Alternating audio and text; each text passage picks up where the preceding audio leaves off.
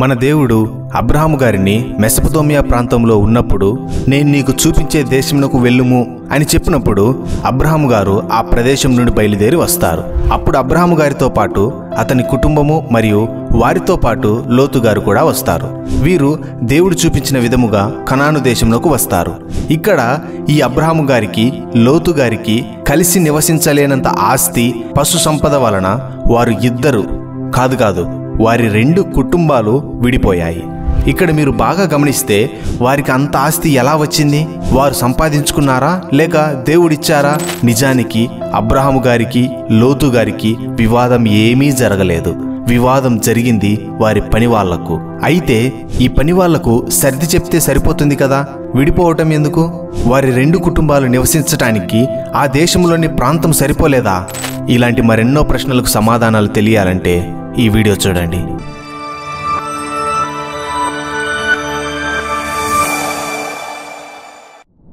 మొదటిగా అబ్రాము తన భార్య అయిన శారాయిని, తన సహోదరుని కుమారుడైన లోతును హారానులో తానును వారును ఆర్జించిన యావదాస్తిని, వారు సంపాదించిన సమస్తమైన వారిని తీసుకొని కనాను దేశమునకు వచ్చిరి. ఇక్కడ అబ్రహాము గారు కనాను దేశమునకు రాకముందే ఆస్తి కలిగిన వ్యక్తి. మెసొపొతేమియా ప్రాంతంలో ఊరులో ఉన్నప్పుడు అక్కడ అబ్రహాము గారు వారి కుటుంబము మంచి వ్యాపారవేత్తలు. వారు బొమ్మలు తయారు చేసి అమ్మేవారు అని బైబిల్ పండితులు తెలుపుతున్నారు.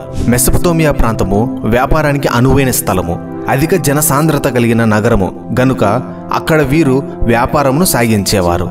ఈ ప్రాంతంలో ఉన్నప్పుడే అబ్రహాము గారు అధిక ధనవంతునిగా ఉన్నారు. అతనికి అధికముగా పనివారు ఉండేవారు.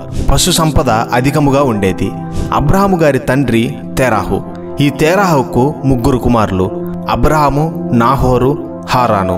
ఈ హారాను కుమారుడు లోతు. హారాను వారి దేశంలోనే చనిపోయారు. ఇక లోతు గారి బాధ్యతలు తెరాహు, అబ్రహాము గారు తీసుకుంటారు. గనుకనే వారు వారి దేశం నుండి వచ్చేటప్పుడు లోతు గారు కూడా వచ్చారు. దేవుడు పిలిచినప్పుడు ఆ ఆస్తిని, పనివారులను, పశు సంపదను, లోతు గారి కుటుంబమును మొత్తము తీసుకొని కనానుకు వస్తారు. కనానులో ఉన్నప్పుడు అబ్రహాము గారు వారి కుటుంబము ఏమి పని చేసేవారు? ఖాళీగా ఉన్నారా? అలా ఏమీ లేదు. కనాను దేశంలోకి వచ్చిన తర్వాత అబ్రహాము గారు తన వ్యాపారము చేస్తూ, అంటే బహుశా పశువుల వ్యాపారం అయి ఉండవచ్చు, అక్కడ వ్యాపారము ద్వారా వారు జీవించేవారు. కనాను దేశంలో నీరు కావాలి అంటే వర్షం మీద ఆధారపడవలసి ఉంటుంది. లేదా యోర్దాను నది ఈ దేశమునకు ప్రధాన నీటి వనరు. ఇక్కడ నుండైనా నీరు పొందాలి. ఇక్కడ వర్షం పడకపోతే కరువు వచ్చే అవకాశం ఉంటుంది.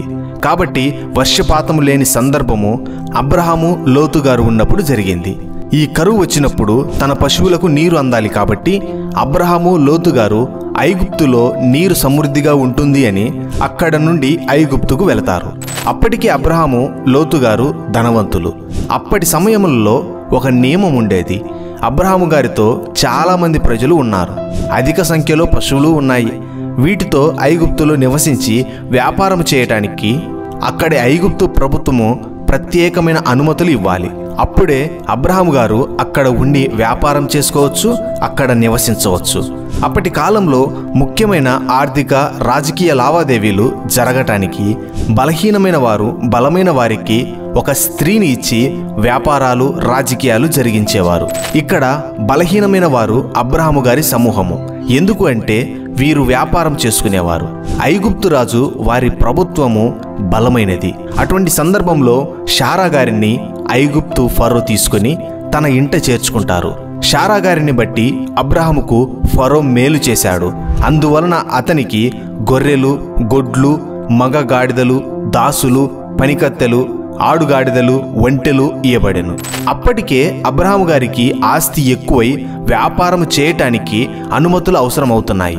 దానికి ఇంకా అధికముగా అబ్రహాము లోతు గారికి ఫరో గొర్రెలు, గొడ్లు, మగగాడిదలు, ఆడగాడిదలు, దాసులు, పనికత్తెలు, ఒంటెలు ఇలా ఎన్నో ఇచ్చారు.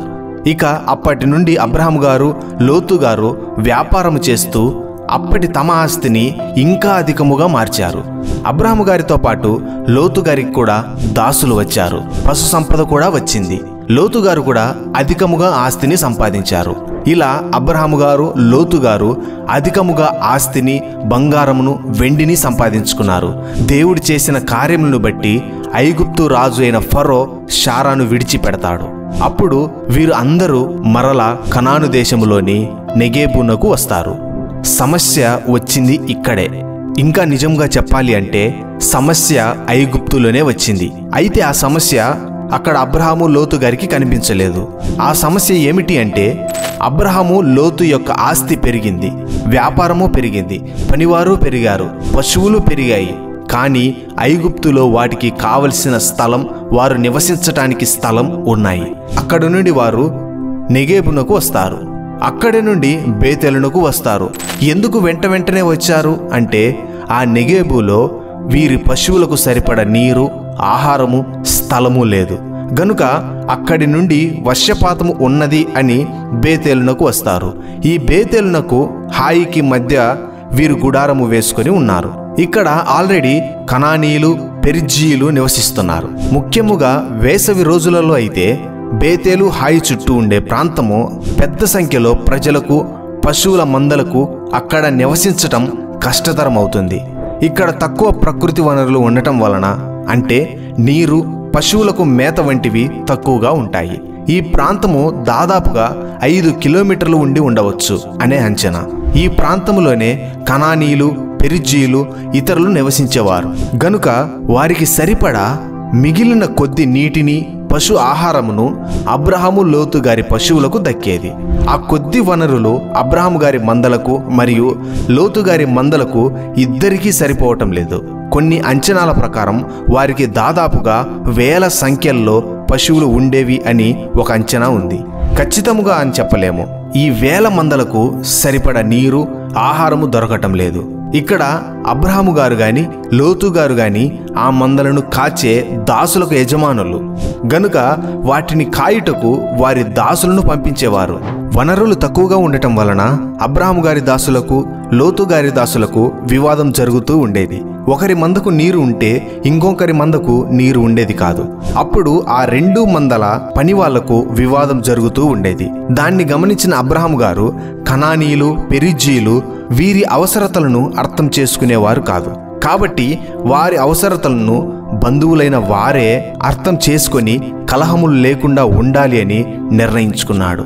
ఇది పనివారుల మధ్య కలహము కదా అని వారికి సర్ది చెప్పటానికి ఆస్కారం లేదు. ఎందుకంటే వారి మధ్య వివాదం వచ్చింది అక్కడ సరిపడా వనరులు లేక. వాళ్లకు సర్ది చెప్పినా వారి మందకు ఆహారము, నీళ్లు ఎలా వస్తాయి? ఒకవేళ ఒక ప్రదేశంలో ఒకరు ఉంటే వారికి వనరులు దొరుకుతాయి అని భావించాడు. అదే జరగాలి కూడా. తర్వాత అబ్రహాము గారు, మనము బంధువులము గనక నాకు, నీకును, నా పశువుల కాపర్లకు, నీ పశువుల కాపర్లకు కలహం ఉండకూడదు. ఈ దేశమంతయు నీ ఎదుటనున్నది గదా, దయచేసి నన్ను విడిచి వేరుగా నుండుము. నీవు ఎడమ తట్టునకు వెళ్ళిన ఎడల నేను కుడి తట్టునకు, నీవు కుడి తట్టునకు వెళ్ళిన ఎడల నేను ఎడమ తట్టునకు వెళ్ళుదునని లోతుగారితో చెప్పినప్పుడు లోతుగారు వారికి ఒక్కగానొక నీటి ఆధారమైన యోర్దాను నది ప్రాంతమంతటినీ ఏర్పరచుకొని అక్కడికి వెళతాడు. అబ్రహాము గారు అక్కడనే కనానులో ఉండిపోయారు. తర్వాత అక్కడ నుండి హెబ్రోనులోని మమ్రే దగ్గరకు వెళ్ళి అక్కడ నివసించాడు. ఇక్కడ మీరు బాగా గమనించండి, అబ్రహాము గారు, లోతు గారు విడిపోయింది వారి ఆస్తి ఎక్కువై గొర్రెలు, గొడ్లు, మగగాడిదలు, ఆడగాడిదలు, దాసులు, పనికత్తెలు, ఒంటెలు ఇలా అన్నిటిలో అధికముగా 1000 సంఖ్యలో పొంది అవి అన్నీ సరిపడా మంచి వనరులు గల ప్రదేశము లేక, అంతేగాని మరి ఏదీ కాదు. కొంతమంది అంత ఆస్తి ఉంటే స్థలమును, నీటిని, ఆహారమును కొనవచ్చు కదా, దానికి విడిపోవాలనా అనే సందేహం రావచ్చు. అక్కడ కొనటానికి అది స్థలము కాదు, ప్రకృతి వనరులు. నదులను, వర్షమును, పచ్చిక మైదానాలు అవి ప్రకృతి నుండే రావాలి, వాటిని కొనరు. మరియు ఇక్కడ అబ్రహాము మంచివాడు అని, లోతు గారు చెడ్డవాడు అని కాదు. అక్కడి పరిస్థితి వలన వారికి ఆ ప్రాంతం సరిపోలేదు గనుక విడిపోయారు. దేవుని ప్రణాళిక అలా ఉంది. ఇద్దరు విడివిడిగా ఉన్న తర్వాత వారికి కావాల్సిన వనరులు దొరుకుతూ వచ్చాయి. మిగిలిన విషయాలు పక్కన పెడితే దేవుడు కూడా నీ జీవితంలో కొన్నిటిని దూరము చేస్తే వాటిని నీ దగ్గరే ఉంచుకోవాలని చూడకు. అప్పుడు అనేకమైన కలహములు, వివాదములు ఎదుర్కోవలసి వస్తుంది. దేవుని చిత్తము ప్రకారం వాటిని దూరముగా ఉంచాలి, ఉండాలి. అప్పుడు మనకు సమృద్ధి ఉంటుంది, వారికి సమృద్ధి ఉంటుంది. అలాగే నీ పాపమును కూడా దేవుడు నీకు దూరంగా చేయాలి అని అనుకుంటున్నప్పుడు వాటిని నీ చెంత చేర్చుకోకు, వాటికి అవకాశం ఇవ్వకు. ఇప్పుడే వాటిని విడిచిపెట్టు. దేవుడు మన జీవితంలో నూతనమైన కార్యములను చేస్తారు, నూతనమైన సమృద్ధిని తీసుకుని వస్తారు, నూతనమైన కృపతో మనల్ని నింపుతారు.